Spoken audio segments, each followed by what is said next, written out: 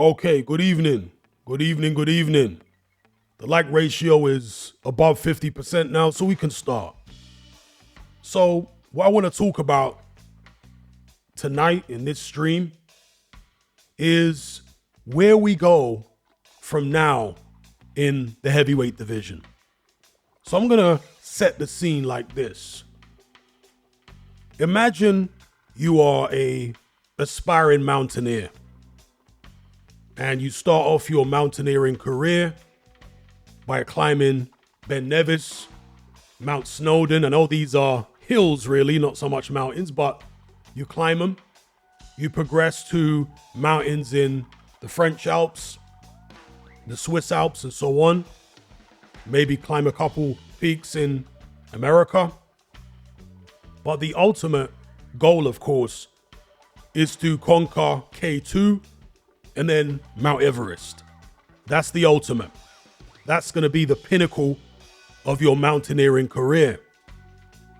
And so let's say this is a 10-year career. And well, you don't know how long the career is going to be, but in the 10th year, you eventually build up to scaling K2. You've done that. Now you're going for Everest, the highest peak in the world. And so this is everything that your career has been leading towards. This attempt to reaching the summit of Everest. So the time comes, you're 10 years in, you go to climb Everest and you conquer it. You do it. You reach the summit. The question then, when you're standing on the summit, top of the world, looking around, you can see for many, many miles in every direction. The question that pops into your head then is, where do I go from here? What next? In terms of mountaineering, there really is no what next, right? For the mountaineerer. Now, of course, I'm making an analogy here with boxing.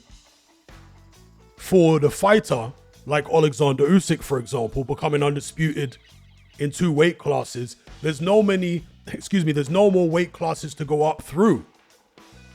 Heavyweight is the top weight class. So he's scaled Everest.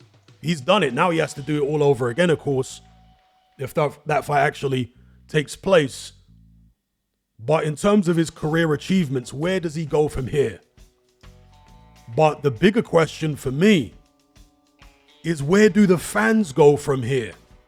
Because as boxing fans, particularly heavyweight boxing fans, we've been waiting. We've been clamoring for an undisputed heavyweight champion for the past decade, right? Now, obviously, there wasn't an undisputed heavyweight champion during the Klitschko era, but few people wanted to see the two brothers fight. I didn't want to see them fight. So we accepted the lack of an undisputed champion when you had the two-headed Klitschko monster. Obviously, David Haye came on the scene and all that, but for the most part, the two Klitschkos controlled the heavyweight belts. But in the post-Klitschko era, as I say, which has been roughly a decade long, we've wanted an undisputed champion. And the boxing world has been building and building and building towards what we got in May for many, many years. So many close calls, near misses where we thought we were going to get what we want. And of course, you had these rivalries between Anthony Joshua and Deontay Wilder, between Anthony Joshua and Tyson Fury. AJ had several hiccups along the way. Tyson Fury and Deontay Wilder, of course, another rivalry. And so these rivalries help to build the energy in the heavyweight division, the energy among the fans. There was so much visceral, not just competition between the boxers, but competition between different groups of supporters. And all of that, as I say, built to a crescendo in May when Fury and Usyk finally got in the ring and gave us the fight that we waited so long to see. But now that that's been settled, now that we had an undisputed champion for 5 minutes, and that's normally the way it goes. You get an undisputed champion for 5 minutes. Since we've had that, as boxing fans, I feel like people are collectively asking themselves, where do we go from here? You know, we got what we wanted. What next? Well, if Alexander Usyk was 27 years of age, the question I think would answer itself, right? He would go on and maybe be a long reigning heavyweight champion. And we'd be interested to see if he could break records as far as title defenses and so on. But he's not 27, he's 37, going on 38. Not sure exactly when he turns 38 or if he's turned it already. Therefore, few of us expect him to stick around in boxing very long. So the future of the division is kind of uncertain at the moment. I mean, it's always uncertain if you're being completely realistic about it, because heavyweight boxing is full of surprises. But with a guy like Usyk, as talented as he is, as accomplished as he is, as skilled as he is, fans would think they knew where they stood with the division if Usyk was 27. But since he's pushing 40, who knows what the future of the division holds? And since the antagonist in the heavyweight division has been slain, it's almost like the energy has actually taken a dip, right? It's like if you watch one of those epic fantasy movies, you know, Lord of the Rings. Once Sauron has been slain, you're on a come down, right? You're on a calm down after Sauron has been slain. What next? You're kind of pottering around thinking, okay, do we need a new enemy to make things interesting again? And I say enemy, Tyson Fury was an antagonist because he denied us the undisputed championship fight for so many years with his messing about. He was really a pantomime villain, really exploiting the public, lying to the public and so on. And Usyk was like the antithesis of Tyson Fury's villainy and his deceit. So Sauron, if we put Tyson Fury in that role, has been slain. What now? Okay, they rematch, but at the end of the day, Fury has lost his unbeaten record. His own brother came out, when was it, a month or so ago, maybe 2 months ago, and admitted that he thought, after watching the fight back, that Usyk deserved to win. So that's it. Fury's invincibility, how can I describe it? What's the word I'm looking for? His aura of invincibility is gone. Not that he ever had an aura of invincibility to me, but to many of his fans, people in the British media in particular, and to some extent in the American media, he had this aura of invincibility. Okay? That's now gone. So I ask the question again, where do we go from here? What next? Well, heavyweight boxing always moves on, but some people are reluctant to move on, and I'm talking about the fans now. They're reluctant to move on. They're reluctant to embrace the future, embrace the next generation. They're stuck in the past. And there are going to be many boxing fans around today who lived through this current heavyweight era. If you want to call these guys on screen the Four Kings, they're going to be reluctant to let go of this. They're going to downplay the heavyweight era to come. But not me. Okay? I'm always ready to embrace what's new in boxing as far as the new talents coming through and so on. Why? Because if you always live in the past, you're going to stop enjoying boxing. You see, this is why I've been so enthusiastic about the prospect or the possibility of Moses Itauma breaking Mike Tyson's record. There are people acting like I'm some kind of Itauma cheerleader. It doesn't have to be Moses Itauma. If there was somebody else who was equally or more talented that came from a different part of the world, and I thought he had a shot at breaking Mike Tyson's record, I'd be banging the drum about him too. It's about moving on to the next thing in the heavyweight division. Something else we can get excited about because we've all seen Undisputed now. Can't imagine Usyk's going to be around for that much longer, so we need the heavyweight division needs a future. It doesn't look like it has much of a future with Usyk, Fury, Joshua. I mean, maybe Joshua can go on a bit longer than Usyk and Fury. We'll see how he gets on against Daniel Dubois, but there's the possibility that he's got a bit more left in him than Usyk and Fury in terms of years in his career. But even if that is the case, we still need others to replace the Usyks, the Furies, the Wilders, and so on. So I'm looking to the future. I'm looking to the next generation. Now, right now, you could say, okay, the next generation doesn't look as promising as the current generation. Well, Itauma looks very promising. Jalalov is a very dangerous fighter if he stops messing about with amateur boxing and, going back and forth between the pros and the amateurs. And there are several other heavyweights out there that could be interested moving forward. I was thinking about the way that this current heavyweight era has evolved and developed over the past decade. Because if you go back to when Fury beat Klitschko, and then of course AJ became champion after Fury was stripped of belts and all that saga. During that period, and of course Wilder was around, Joseph Parker.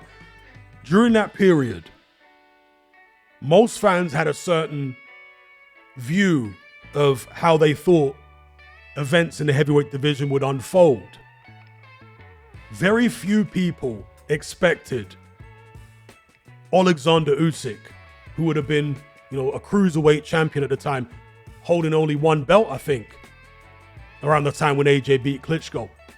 He would have been a cruiserweight champion. Few people would have imagined that he would be at the top of the pile of the heavyweight division in 2024 as undisputed champion. And I'm going to steal a line from Batman, The Dark Knight. Alexander Usyk wasn't the champion who the heavyweight division wanted, but he was the heavyweight champion that the division needed.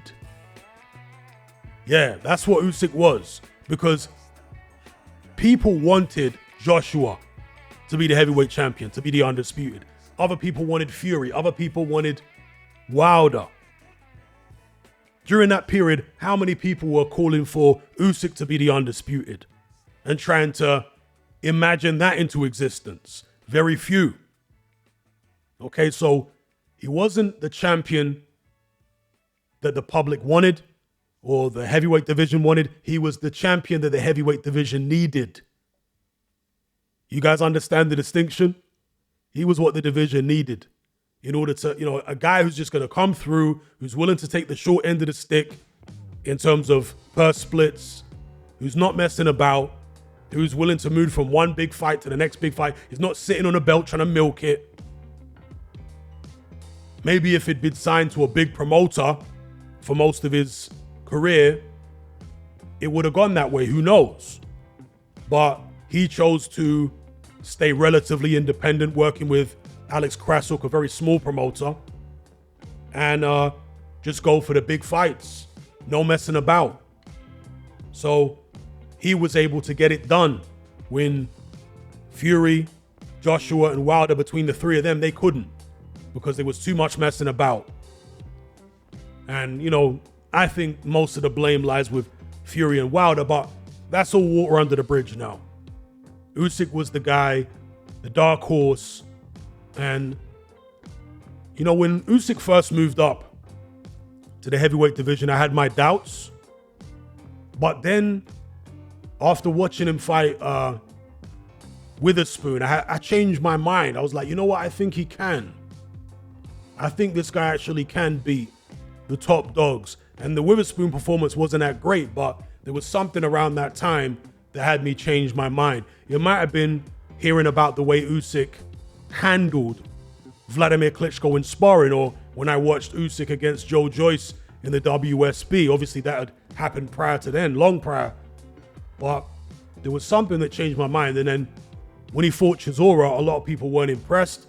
But I reiterated in my post-fight video after the Chisora fight what I'd previously said, which was, I think Usyk is going to knock off at least one of the top 3 heavyweights.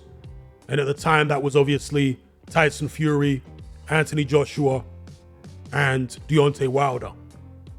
And I was still sure of it after the Chisora fight because I knew that styles make fights. Yeah, Chisora gave him some trouble, pushed him back, and he was very aggressive, but AJ and Fury don't fight like that, and they can't get that low. That's one of the things that gave Usyk trouble in that fight, is how low Chisora was getting and then rushing in. He presented a more difficult target than AJ or Tyson Fury, who are very big, upright targets. So anyway, Usyk was the champion the division needed, not necessarily the one it wanted. He sorted things out. But now we need to move on, folks. Okay? I'm not saying that Usyk can't, beat Fury again and maybe have a defense or two, but he's not going to be around forever at this age. So we need to move on. We need to embrace the future. We need to start building excitement about the next generation of heavyweights, don't we? Or are you guys just going to check out and stop watching heavyweight boxing when these 4 guys on screen here retire and call it a day? You guys going to stop watching heavyweight boxing? I'm not. I made it through the Klitschko years, right? and that was the dark ages for the heavyweight division. I made it through the Klitschko years watching boxing. So, if you've made it through that, you're not going to abandon the heavyweight division at this stage. So, yeah, we need to embrace the future, whoever it may be, in terms of, the next best thing. Whether it's a Talma, whether it's Martin Bacoli, and he's one of these kind of heavyweights that's in between generations, right? Very early 30s. He's not quite with the Furies and the Usyks, but he's not quite as young as the Talmas and the Jalalovs and so on. So, we need to embrace the new generation, build excitement for them, because ultimately the fans are the ones who do that. Promoters can say all they want. Fighters can say all they want. If the fans aren't engaged, then, there is no show, basically, right? So we have to be enthused for these things. And so I'm starting now. Just as I did years ago, before Anthony Joshua turned pro, on my old channel, before he'd even won Olympic gold. I think the video's still up on my old channel of me talking about AJ and how far he might go in the heavyweight division. So yeah, what do you guys think about what I've laid out here as far as fans moving on from this particular generation? Shout out to G-Man for the super chat. G-Man says, salute Hatman and Talma, most promising of the next generation. I personally can't wait for it. Let me mute this here. Yeah. And you have to. You can't be somebody stuck in the past if you want to remain a boxing fan. And this is why a lot of people don't remain boxing fans, why they kind of get out of touch with boxing, because they get stuck in the past. There are still old people around today who are stuck in the 1970s. Oh, these guys couldn't have lived with Muhammad Ali and George Foreman and Joe Frazier. You have to move on. Yeah, that was a great time to be alive and being a heavyweight boxing fan. But if you always live in the past, then what is there to enjoy today? Is the issue.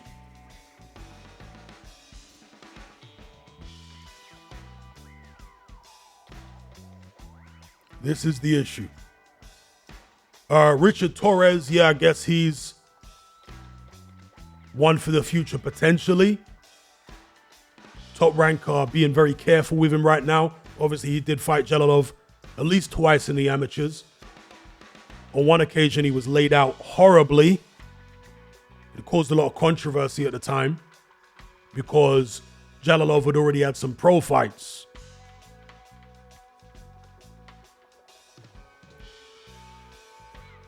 Arman says Anderson can recover. Maybe, we'll see. And that's one thing to bear in mind. At 24 years of age, Anderson is going to outlast, obviously, the four kings at the moment. I mean, one of the kings is pretty much a peasant at this stage in Deontay Wilder, but you know, Anderson's going to outlast all those people. And he's probably going to outlast the likes of Bacoli and those people as well. He's going to be competing with the Atalmas, with the Dubois, with the Jalalovs moving forward. So the reason I say that is because you might be thinking about Anderson's prospects against the likes of Fury or Joshua or Usyk, when really you should be thinking about his prospects versus Italma, Dubois, Jalalov, those people, because those are basically his contemporaries. Maybe even Fabio Wardley. We might see at some point, as weird as this might sound to some people, we might see Jared Anderson versus Fabio Wardley. Yeah, we might see that fight at some point. There you go, blue collar, he nailed it, yes. I said Deontay Wilder's more like a pauper now, but a joker is a better way to describe. He's a court jester now, yeah.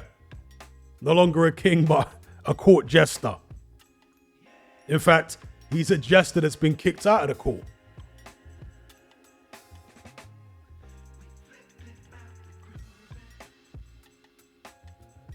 And you know, I sound like a hell of an old timer myself when I bang on about the 90s, but mainly I bring up the 90s to shed light on how similar it was in many ways to the current generation. Not to use the 90s and say, oh, well, it was so much better than what's around today. No, to actually say it was quite similar to what's going on today. That's the reason I bring up the 90s. And at the start of the 90s, Mike Tyson went to prison. And I'm telling you now, people, the boxing world was in mourning about, first of all, Mike Tyson losing to Buster Douglas, and secondly, him going to prison. The boxing world was mourning the downfall of Mike Tyson at that stage, because Mike Tyson was the champion that boxing wanted. They wanted an exciting, aggressive fighter, tearing through the division, spectacular knockouts, incredible hand speed. He was representative in many ways of the zeitgeist of the time, because the 80s was like a rebellious era. You had rock music, later on rap music came into the fold and so on. And Mike Tyson in many ways was kind of the embodiment of all that. And so he was the champion that the boxing fans wanted. They wanted that kind of champion. You know, we're just starting to get the beginnings of like car crash TV. You know, it wasn't until, I mean, you had Oprah Winfrey and all that, but in the early 90s, you would go on to have Jerry Springer and so on. And Mike Tyson was really part of that media wave, if you can describe it like that, of, you know, trashy car crash television. Because Mike Tyson in many ways was one of the early unsuspecting pioneers of car crash television, because a lot of his boxing career was like a car crash. And people watched it for that reason. People were hooked on him and enthralled by him as a character for that reason. So, yeah, the early 90s, the division was really mourning Mike Tyson and his downfall. And the boxing establishment and boxing fans, after Tyson went to prison, didn't want to embrace Lennox Lewis. Holyfield was still around. They still didn't want to embrace him. Of course, he was champion and he had Tyson's shadow looming over him, even from prison. Holyfield had a massive chip on his shoulder about the fact that boxing fans and boxing pundits constantly compared him unfavorably to Mike Tyson. So, yeah, the fans at the time and the pundits at the time didn't want to embrace the next generation of heavyweights. They were still stuck on Mike Tyson. They wouldn't move on. And they didn't move on until he came out of jail and got beat by Holyfield. Obviously, he had some fights before that. He regained the heavyweight title and what have you. But Tyson was the champion they wanted again. The whole time Tyson was in prison, all most fans were doing and all most pundits were doing was slagging off all the fighters. And, you know, waiting for the return of the king, the champion they wanted, Mike Tyson. But when he came back and he got whooped by Holyfield twice, the boxing world was kind of in disarray. You know, their mind was blown into a million pieces by what happened, because this one in the script, it wasn't supposed to go this way. They got Holyfield as a champion. And then later on, you know, Lennox Lewis went through his trials and tribulations. George Foreman was a champion again amidst all this. Tommy Morrison, Michael Moore. You had a bunch of people. It was like musical chairs. But things eventually resolved in the late 90s, early 2000s to Lennox Lewis. At the end of all the chaos, and it was like a decade of chaos, the 1990s, Lewis stood as the king of the hill when it was all said and done. So there are so many similarities that I see between that era. It's not exactly the same, obviously, but you've got the same kind of themes. Yeah? The same kind of surprises going on as you did back in the 1990s. And the same general behavior from the fans, where people get fixated and stuck on a particular fighter or couple of fighters, and they can't imagine anyone being champion outside of those few fighters. So, similar situation with the current era. Few people predicted that Usyk would be where he is. And, you know, I say people are slow to embrace the next generation of heavyweights.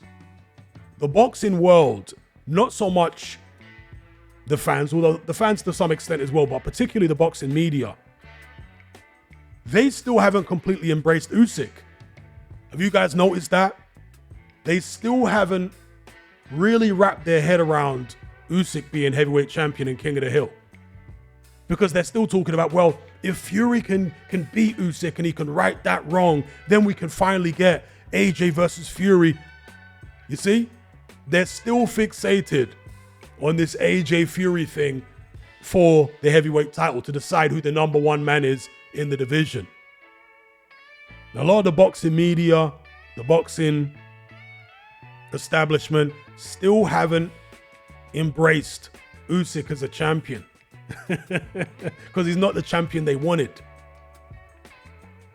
He's not the champion they wanted. I've never been that kind of boxing fan. Well, let me not say never. Maybe there was a time in the 80s and 90s, but, late 80s, early 90s. But for the most part, I haven't been that kind of boxing fan because I learned to accept that the heavyweight division is like snakes and ladders. It's like a game of snakes and ladders. So you can't get too attached to this fighter or that fighter or this era or that era because it's constantly in flux. And what I embrace instead is the excitement. I champion fighters who give us exciting fights and who take on the tough challenges and don't mess the fans around, who give the fans what we want, right? Obviously, the fighter needs to be compensated. They need to make money and so on. But we're going to be happy to pay you the money as fans to put our hands in our pockets if you are straightforward, if you are honest with your intentions and what you plan to do. So, yeah.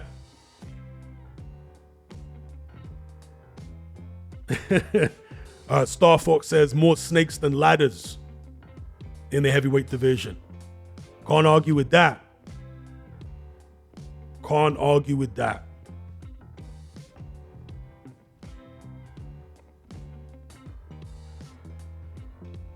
I157 says that Robin Givens interview was awful. Yeah, that was Car Crash TV. That was Car Crash TV. Mike Tyson went on there, medicated up to the eyeballs, and Robin Givens sat right there next to him in front of that awful Karen of a presenter and started shaming Mike Tyson right in front of his face on national television. And Tyson just sat there with a dumb look on his face. Yeah, that was Car Crash TV if ever I've seen it.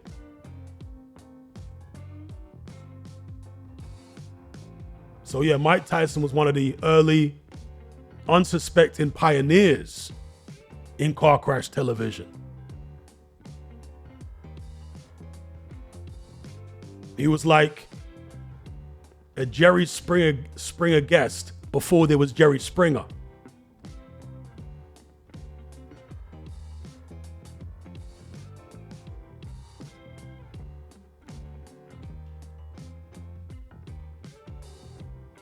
Okay, this guy says the current generation of heavyweights will probably be done by the end of next year. Yeah, maybe. We'll see. As I've said previously, if any of them has got a few years left in them, I reckon it'll probably be AJ. But it depends on how he gets on against Daniel Dubois. You know, if Usyk and Fury fight again, and Usyk wins, that may, and then decides to retire, that may clear the path for AJ to potentially have another run. Maybe collect some more belts, you know? There's the potential. I can see the potential for that to happen. I remember the guy who looks like he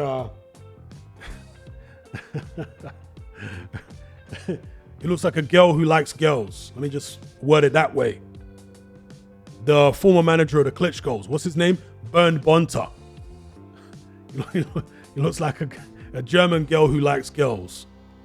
And Bernd Bonter did an interview, I want to say a year or so ago. It was after AJ had fought Franklin, or maybe just before.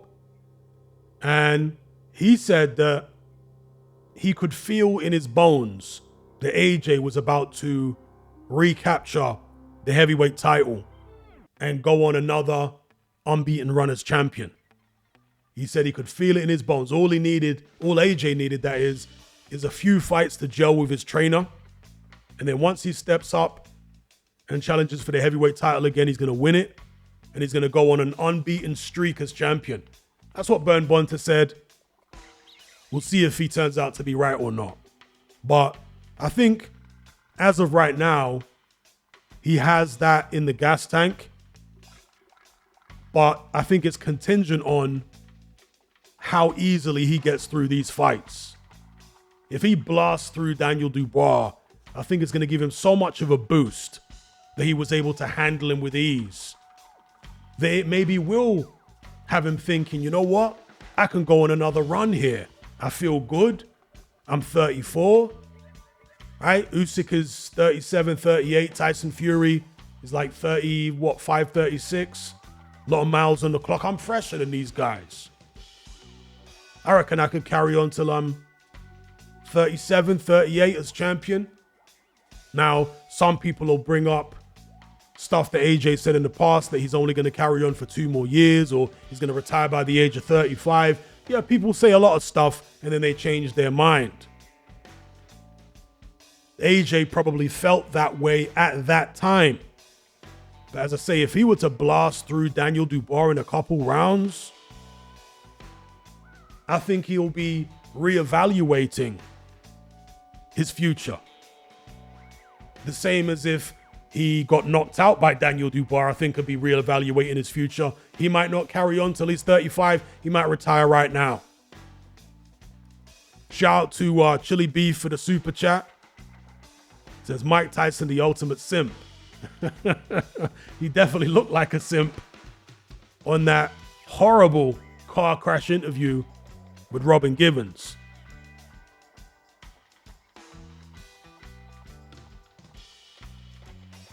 And he certainly defers to his wife right now.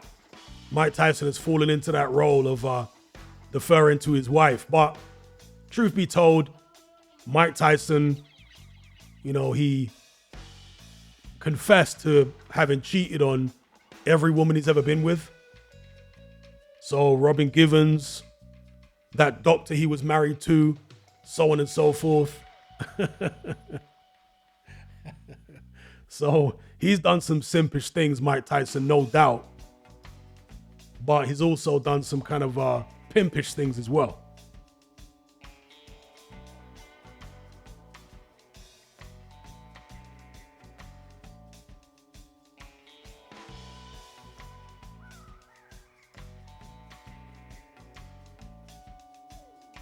Okay, this guy says Tommy Fury is the ultimate simp.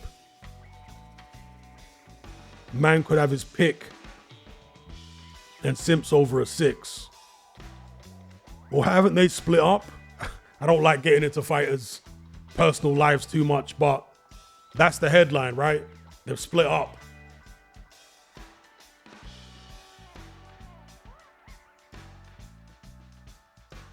So maybe he will, I'm speculating, I have no knowledge. Was he playing the field and she found out? Playing the field with 8s, 9s, and 10s? Maybe she was just there because they'd met on that TV show and he was just, using her as part of the whole image to sell to the public and make money. I don't know. I'm speculating.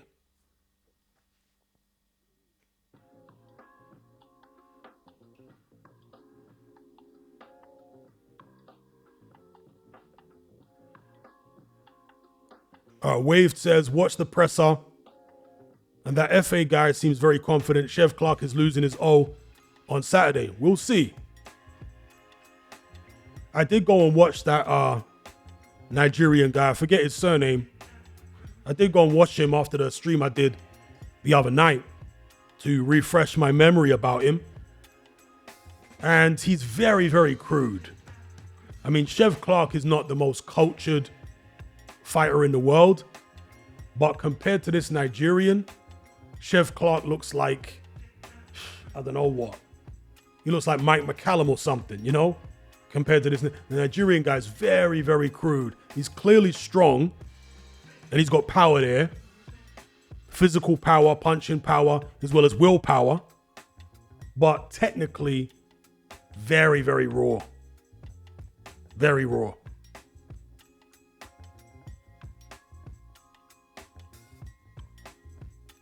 Opochi. Yeah, that's the guy's name. Thank you, Blue Collar Sports TV. Opochi.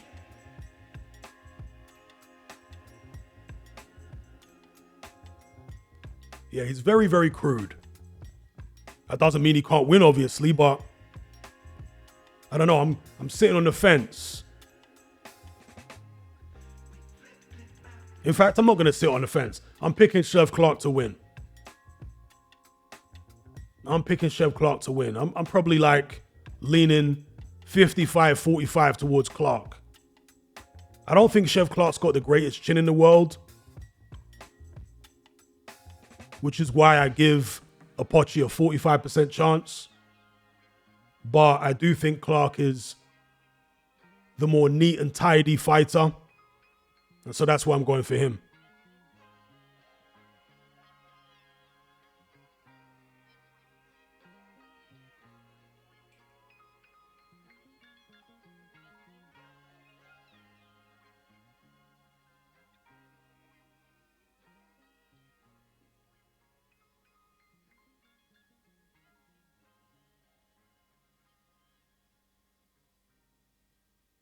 Arman says, is Frank Sanchez done? He might be.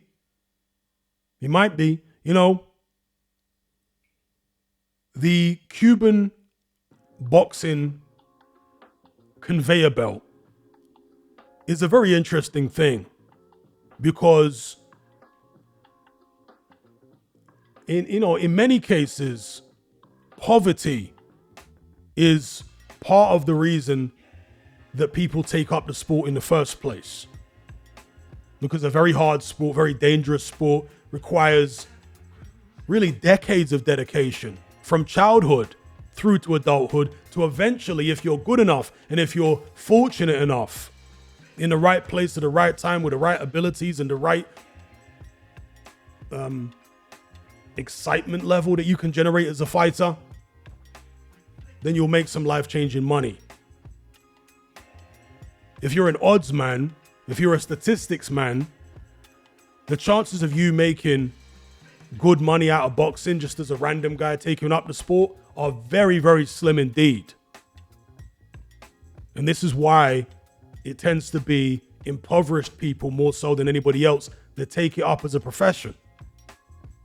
Because people who grow up with more opportunities take those opportunities because the odds are better than succeeding in boxing.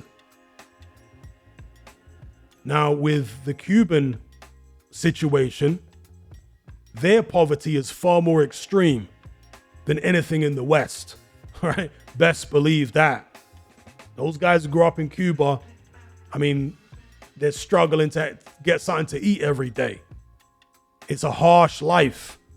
And when they go into the Cuban Boxing Academy, it's like a military boot camp, right? A permanent military boot camp. And some of them need that in order to have a hunger to fight, because they're fighting for a position on the team so they can travel around the world internationally. And ultimately, the ambition of a lot of these guys is to defect from Cuba. That's the main goal. And so once some of these Cuban guys make it out and they get a couple checks and they're living the kind of life, even if they, let's say, make 2, 3, 4, 500 grand, they are now living a life beyond their wildest dreams. Okay? Far beyond anything they could have ever had in Cuba. And some of them just get very comfortable very quickly. Yeah? They get comfortable real quick because they're living in abundance all of a sudden after coming from Cuba. And therefore they lose their hunger. The Cuban dream. There you go. I-57, the Cuban dream. They lose their hunger, so many of these Cubans, when they come over to America very quickly. And that might have happened to Frank Sanchez. Maybe he's lost his hunger already. Shout out to Ben Scott for the super chat.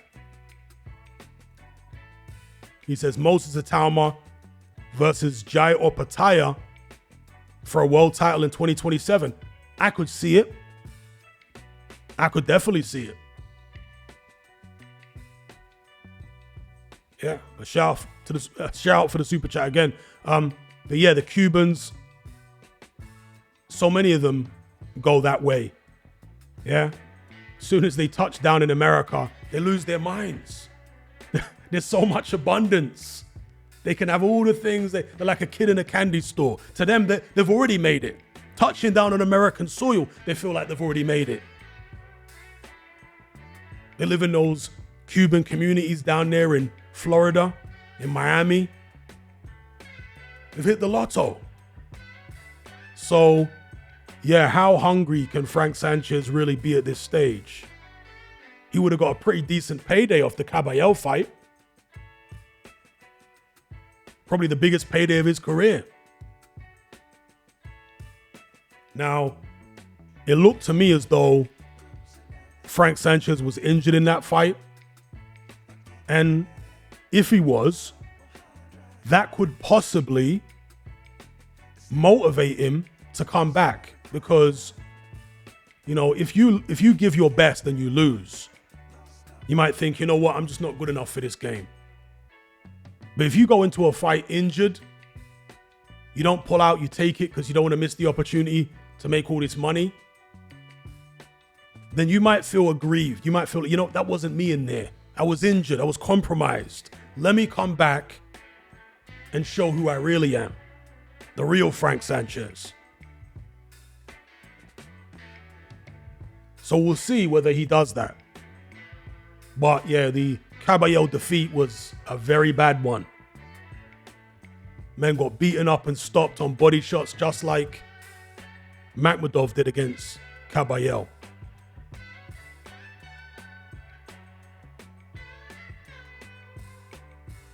Waved says, Hatman, is it crazy? I still believe Anderson is a better fighter than Richard Torres. Time will tell. Time will tell. The heavyweight division is notoriously unpredictable, so I'm not going to say that's crazy. Sanchez was a good amateur. He's a skilled fighter. Same as Richard Torres. Torres obviously is a lot younger. So, you know, it's not like you're saying you think Johnny Fisher's better than Richard. I should stop picking on Johnny Fisher. But, you know, it's not like you're picking a completely terrible fighter and saying, I think he's better than Torres. No, you're saying Sanchez, who is a skilled fighter. So it's not ridiculous, but time will tell. Wave says Hatman is banned from Romford. Thank God.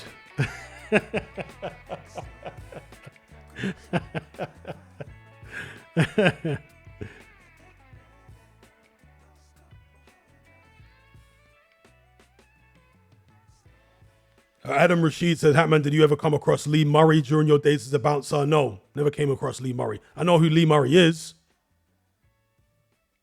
but no, never came across him as a bouncer. Shout out to Ricky for the super chat. He says, Delusional Fury, why can't Fury shake Usyk's hand and say you're the better man tonight? His country, 9 rounds to 3. Yeah, Fury makes a lousy judge. Well, Fury, I thought, and I was obviously wrong about this, would take defeat okay. I didn't think he'd be bitter. But he was bitter. He was bitter. And you see, this is why, one of the reasons Tyson Fury avoided the fight for so long and really didn't want the fight to happen. He wanted to be able to hoodwink the public into giving him the status as the #1 heavyweight in the world without actually having to prove it in the ring. Because going ahead and actually attempting to prove it in the ring comes with risk that you could get found out that you're not actually the #1 heavyweight.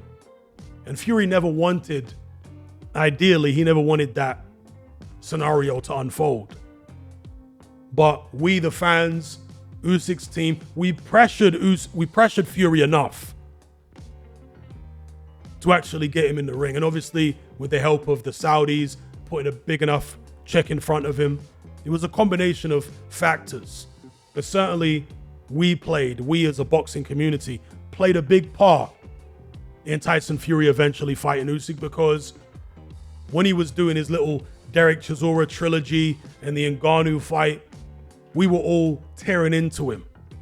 And that was a very important thing to do, because you had the likes of the Gareth A. Davises and so much of the media being apologists for Tyson Fury. And if that narrative had prevailed, then the undisputed fight wouldn't have happened. We took that narrative to bits. We destroyed their narrative. We turned against Fury having these little circus fights. And in doing so, we gave him no choice, basically, nowhere to go other than to fight Usyk.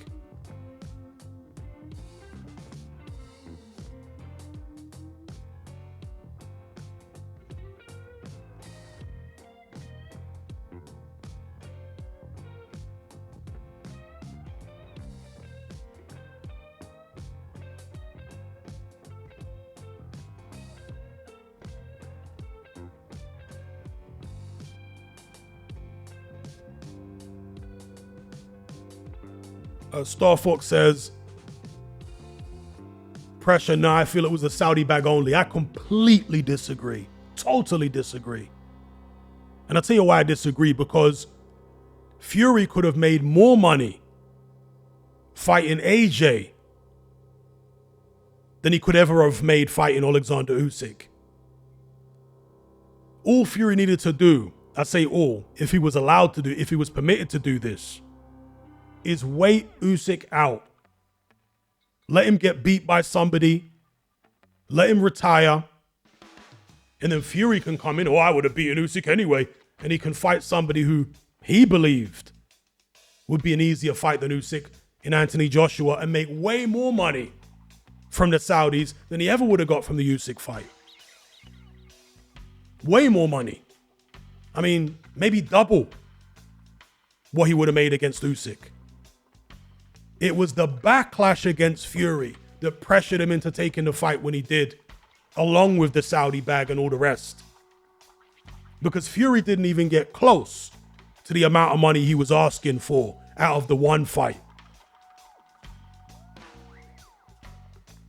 He was asking for far more than that.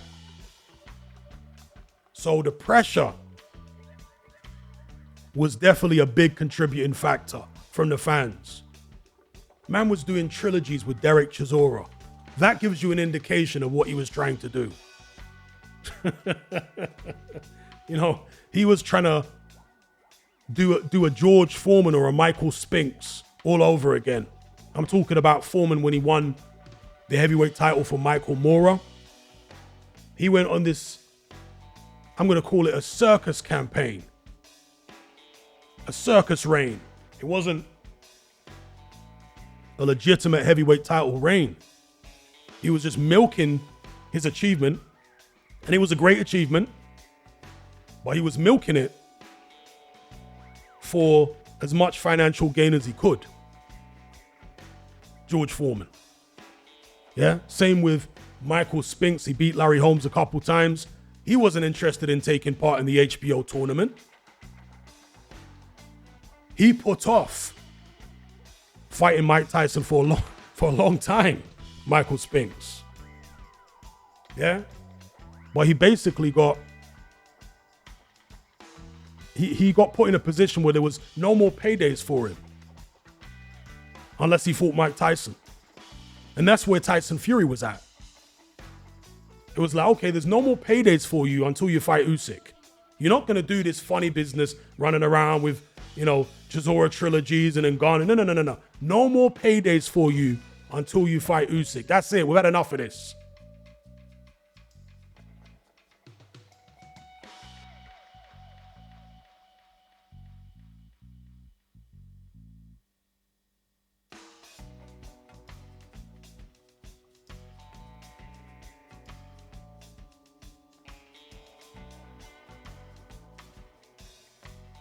Yeah, Caballero, a lot of people mentioning Caballero. Caballero has emerged as a dark force in the heavyweight division, as a dark horse, should I say. Dark force.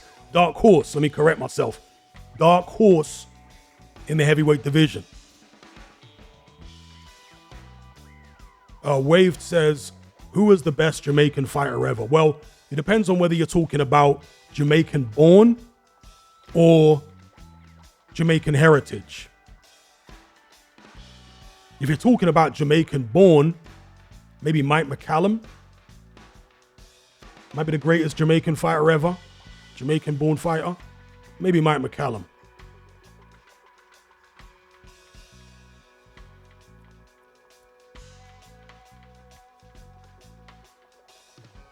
If you're talking about Jamaican heritage, Lennox Lewis is up there, obviously. He had Jamaican parents.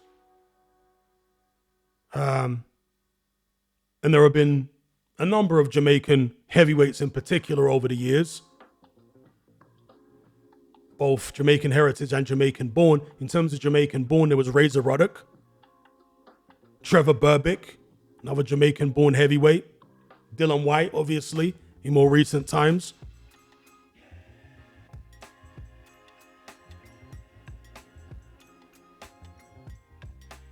Shout out to Ricky Torres for the super chat again.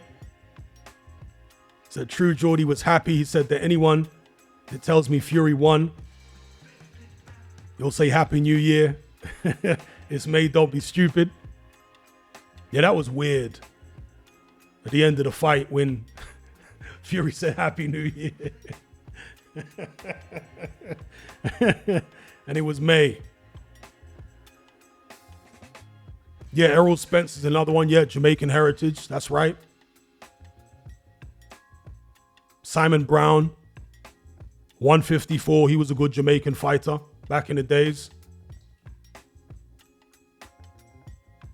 Yeah, Nicholas Walters really did mess up Jamaica's reputation because Jamaican-born fighters, historically, have been amongst the bravest fighters you'll ever see.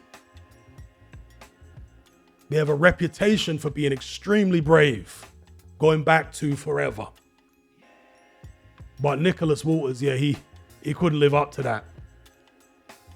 He couldn't live up to that.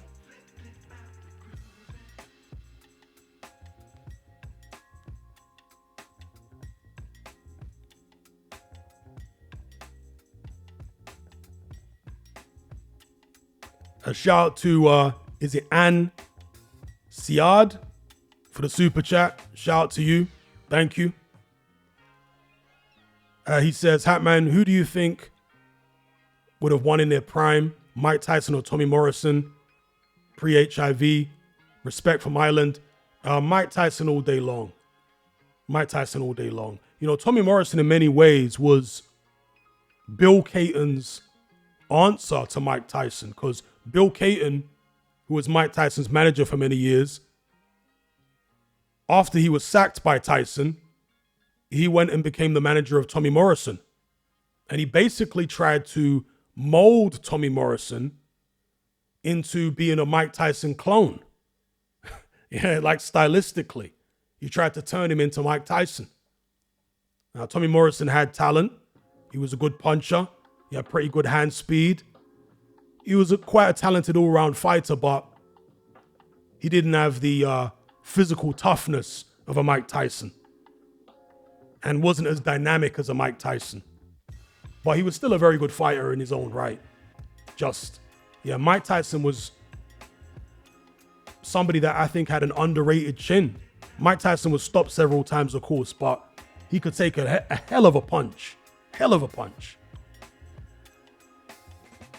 Shout out to Ricky Torres again. He says, forgot to say Usyk knocked him into last year. Yeah. Usyk scrambled his senses for sure. And in fact, talking about Tommy Morrison and Mike Tyson, they were actually supposed to fight. There was talk that Morrison was going to be Tyson's first opponent back when he came out of prison. But according to Morrison, the Tyson team changed their mind and they didn't fancy something that tough and they went for Peter McNeely instead.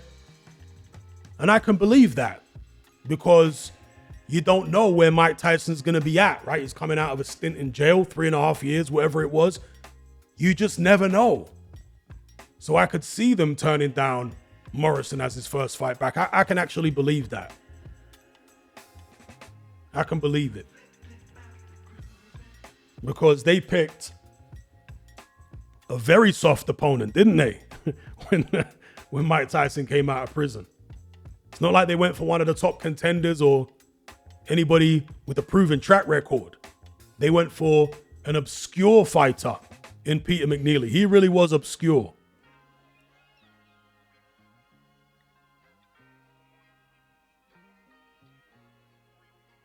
Shout out to Ben Scott for the super chat. He says, Dmitry Pirog, he was a big wasted talent. Yeah. Knocked out Danny Jacobs. Great knockout win. He beat Jacobs far better than anybody else ever did. Beat him far better than Golovkin did. But he had some type of illness, Dmitry Pirog, which finished his career. I'm not sure if he ever came back. Did he come back after that illness at one point? An attempt to fight again, I forget now. But I remember he was away for years and he had some kind of illness or issue and he was gone. Yeah. Never got beat, to my knowledge.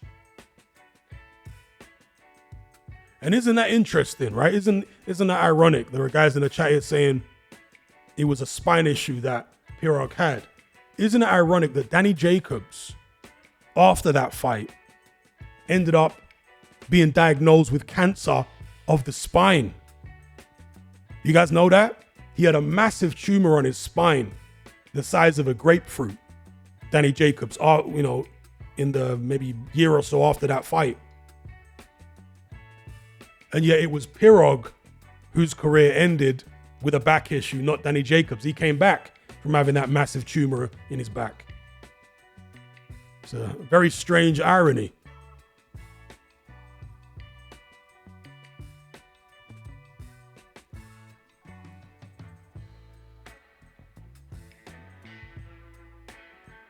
Very strange irony.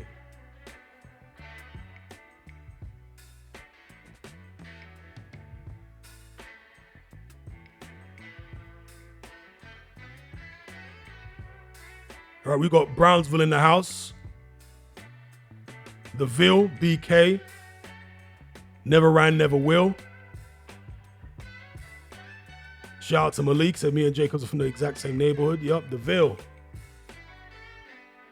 Khalid, shout out to the super chat. He said, who wins 175, Roy Jones or Michael Moorer? That's a real tough one. That's a real tough one. Because styles make fights. I think that overall, Michael Moorer was a better light heavyweight than Roy Jones. But Jones had incredible athleticism. And in order to beat him, you'd have to fight him a particular kind of way. I would edge towards Moorer beating Roy Jones at 175 prime for prime, but not with that much confidence because, again, Roy Jones was a unique athletic talent. He was very unorthodox, threw crazy punches. But I'd probably edge towards Moorer because he was the naturally much bigger man, very well schooled, and a tremendous puncher at 175. And he didn't have the chin problems at 175 that he had at heavyweight because, you know, the guys at 175 generally don't hit as hard as heavyweights do.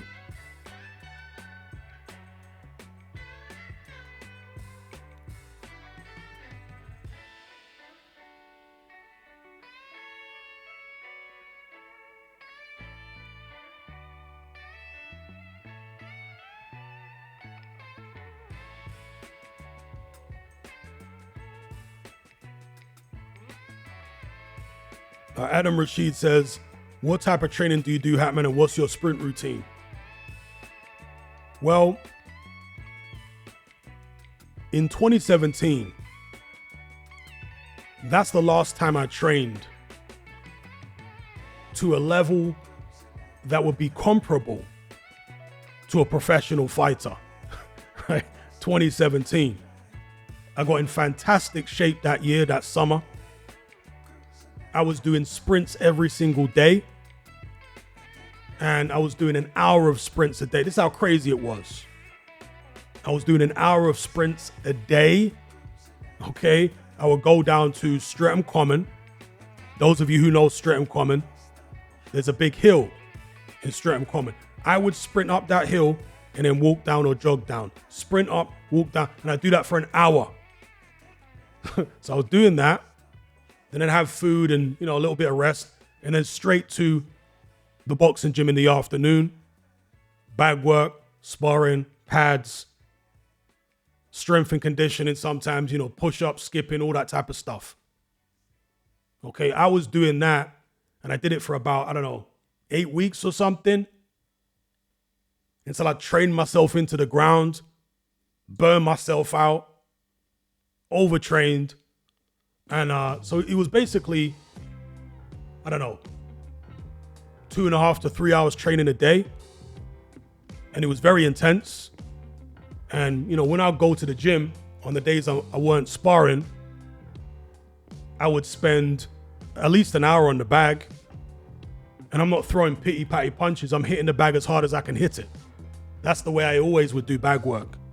Throw everything 100%, obviously keeping my technique in place, but hitting as hard as I possibly could.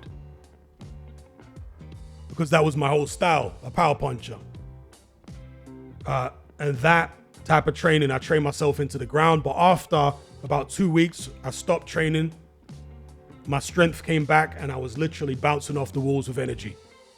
I was more energetic then in 2017 than any time during my adult life after doing that 8 weeks of brutal training. The energy that I got after the 2 weeks rest was crazy. Seriously, I felt like I could scale the Great Wall of China in one leap. That's how energetic I felt after that training. But today, I don't do anything that intense. I just tick over, some sprints here, some sprints there. I'm not sure my body could take that. I don't think I could push myself that far anymore. And I don't think my body could actually hold up under that type of intense training.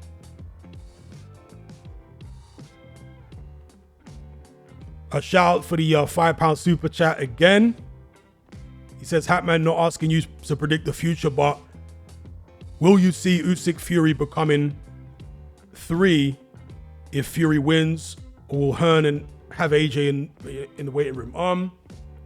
I hope not. I don't want to see a Usyk Fury trilogy. I really don't want to see an Usyk Fury trilogy. I really didn't want to see a rematch. I wanted the first fight, whoever won the first fight, to be able to just move on.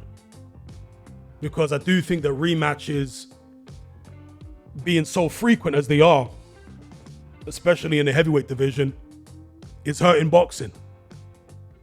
So I really hope not. As for whether they will fight for a third time, it depends how decisive.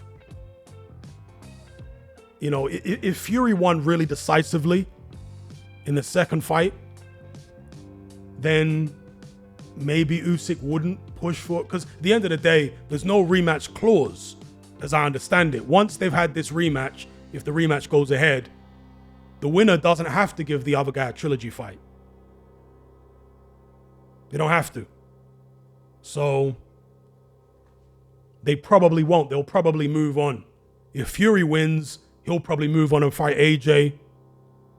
And if Usyk wins, maybe he'll retire.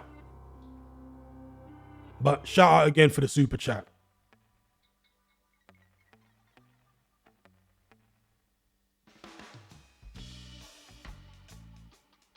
Beast LFC says you should show everyone those heavy bag vids.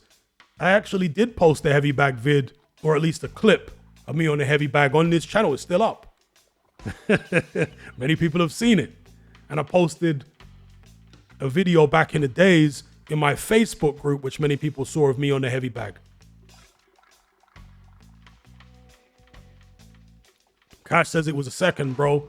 Nah, it was longer than a second. And the one I posted on Facebook was probably about, I don't know, 2 minutes long, something like that.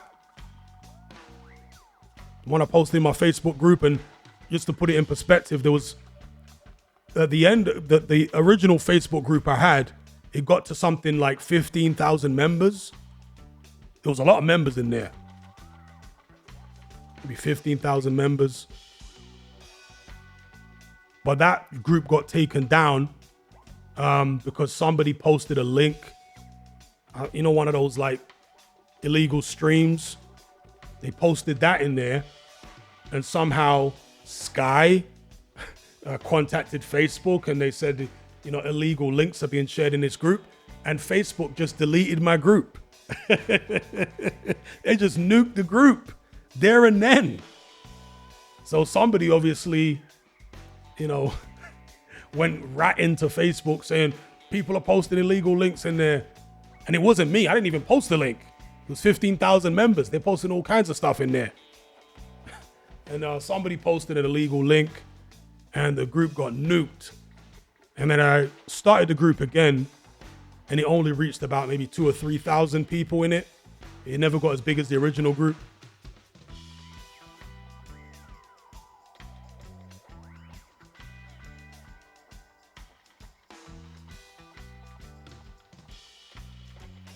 Shout out to Devin. Yes. What's going on, bro? He said, after all those years of you joking about it, did you know Birmingham has a beach now? Look it up. Wow, they built an artificial one. Birmingham trying to become the Dubai of Europe. Well, there's no danger of that happening.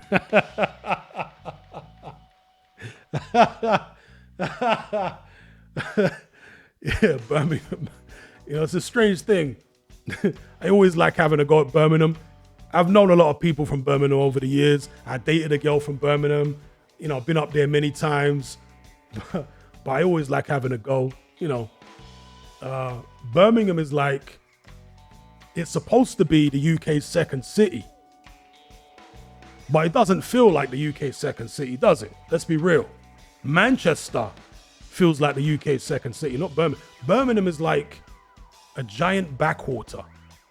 That's what it's like. It's like the land that time forgot somehow. It's a strange place. Anyone who's never been Birmingham before, I don't recommend it. But if you insist on going there, you'll find it is a strange place. Yeah, it is a strange land.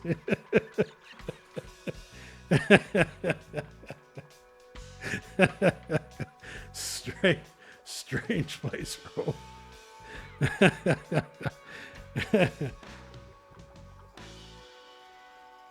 It's like the land that time forgot. I don't know what is going on with Birmingham, man. It's been left behind compared to the other big cities in the UK. You know, when you compare Birmingham to Manchester, I mean, it's years behind Manchester. I'd say it's even behind Liverpool, behind Leeds, behind Sheffield. I don't know what's up with Birmingham, man. It's a weird place.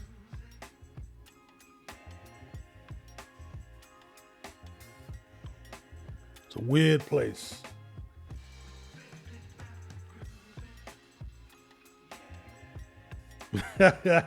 Devin says Birmingham is behind Baghdad.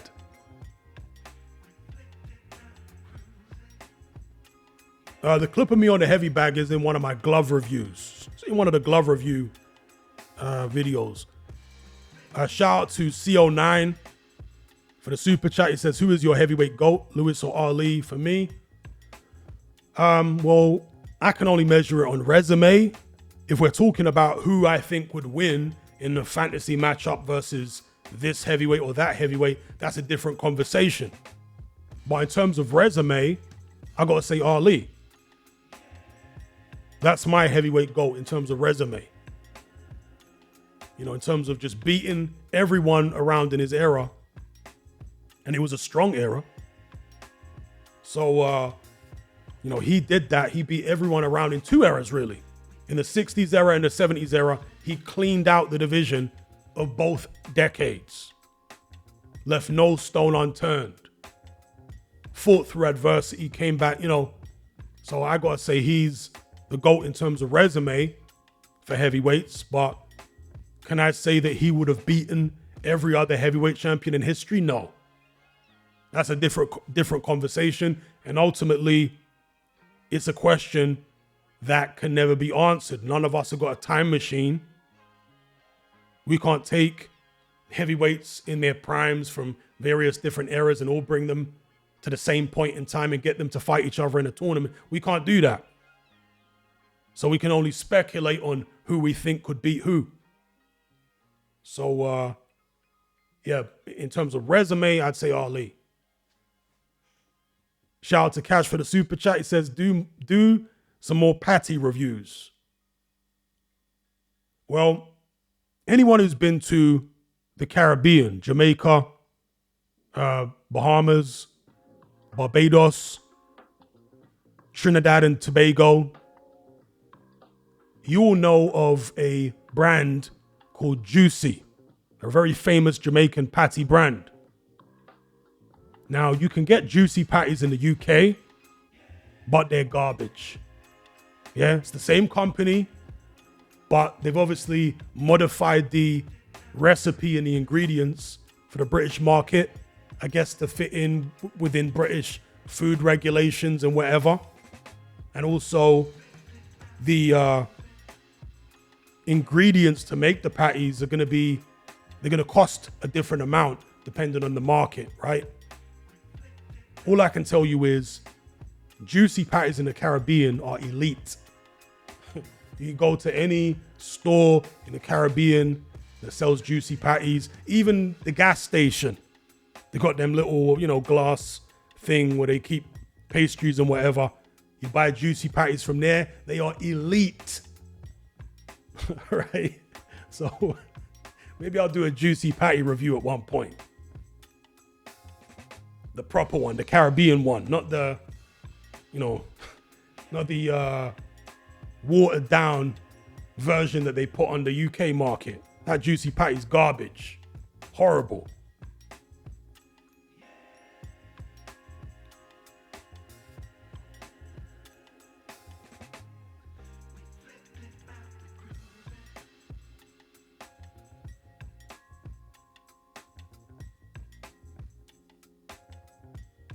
All right, folks, I'm going to turn this in now. Shout out to everybody for tuning in.